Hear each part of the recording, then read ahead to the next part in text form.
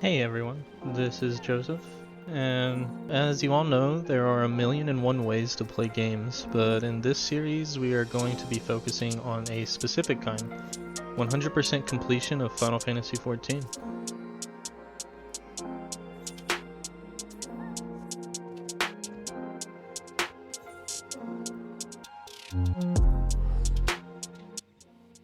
And welcome to episode 1 of this series, where I'm basically just going to be documenting my personal journey as I work on game completion.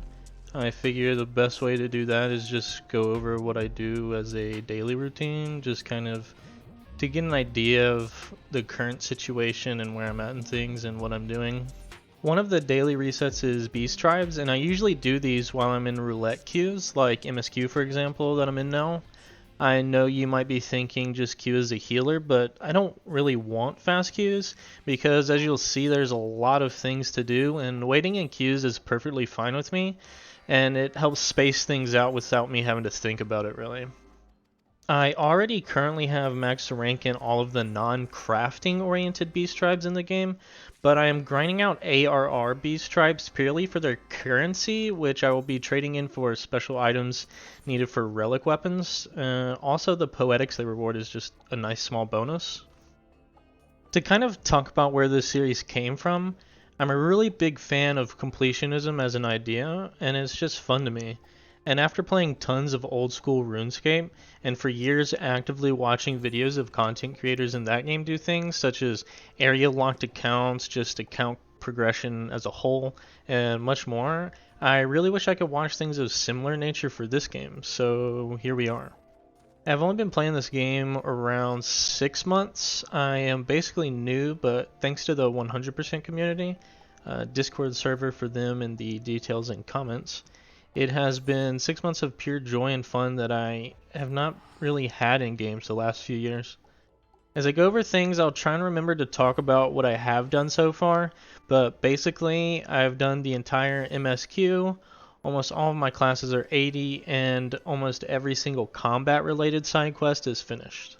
At some point during the rotation of things, I always stop at the Golden Saucer for two things: turning in extra cards I have for the currency, and playing Mini Cactbot.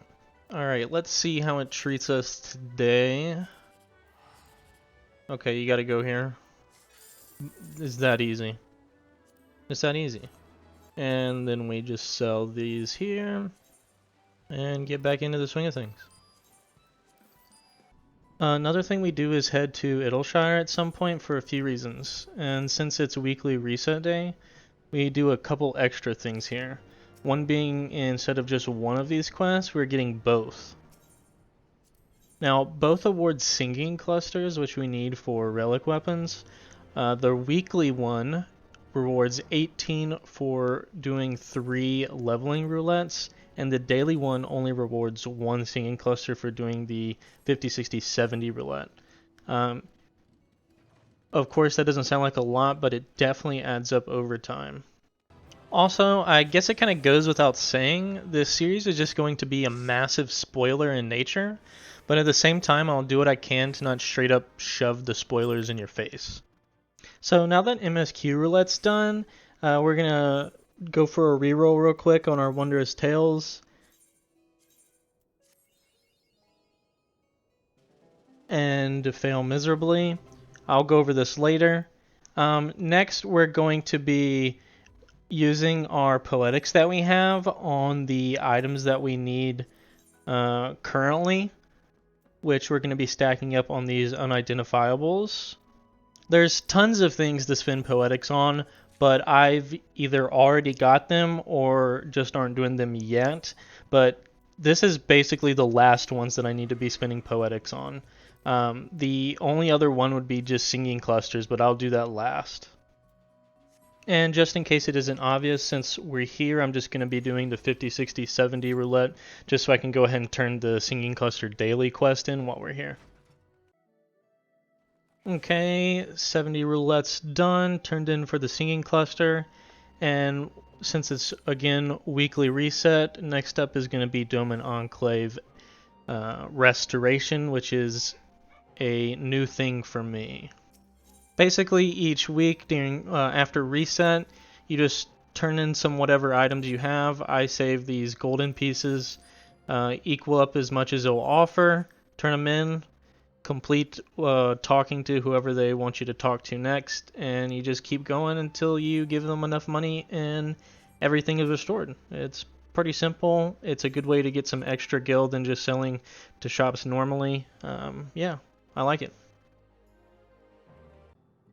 Now, just to touch on this in case someone doesn't know, weekly reset, there is the near raid weekly reset NPC up here.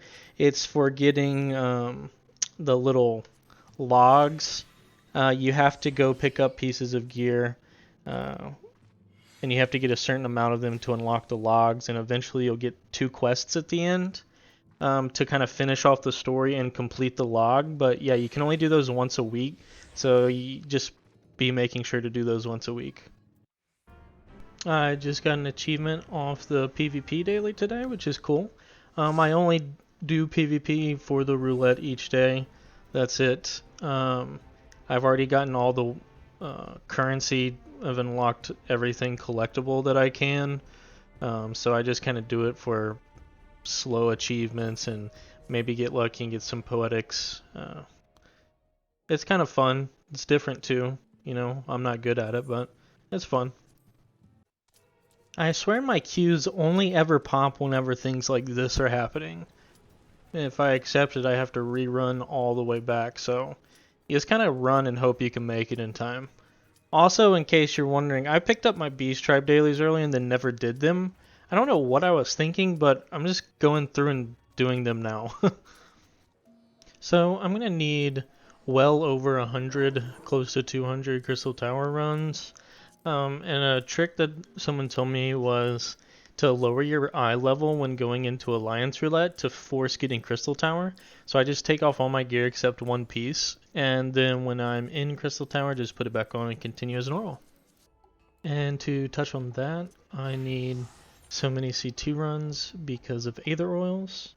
You have 13 animal weapons, they need 5 each, which is 15 CT runs, so yeah.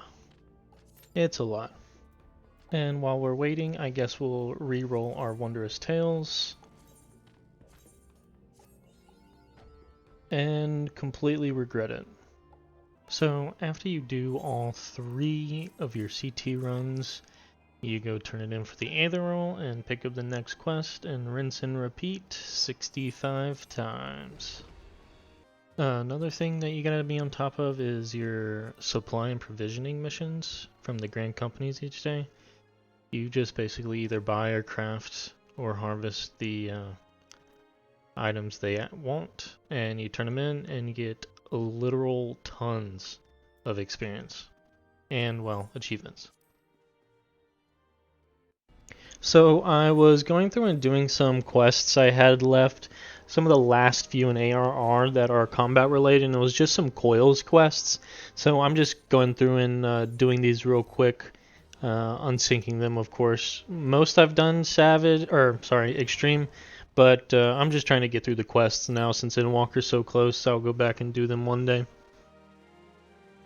So I was going to try to do all the crafting logs up to at least 50 before Endwalker dropped, but that is definitely not going to happen after I just did 1.5 classes. It's a lot.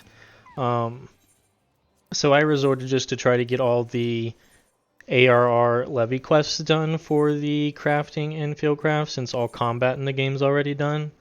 At least up to the first expansion, so I can just do those onward for levy quests when Endwalker comes out. So that's basically what I'm going to be doing the next couple days, I guess.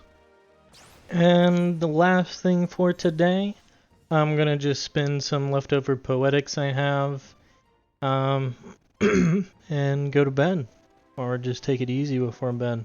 I just kind of wanted to show what I do somewhat on a daily routine for getting things done and some things I'm working on.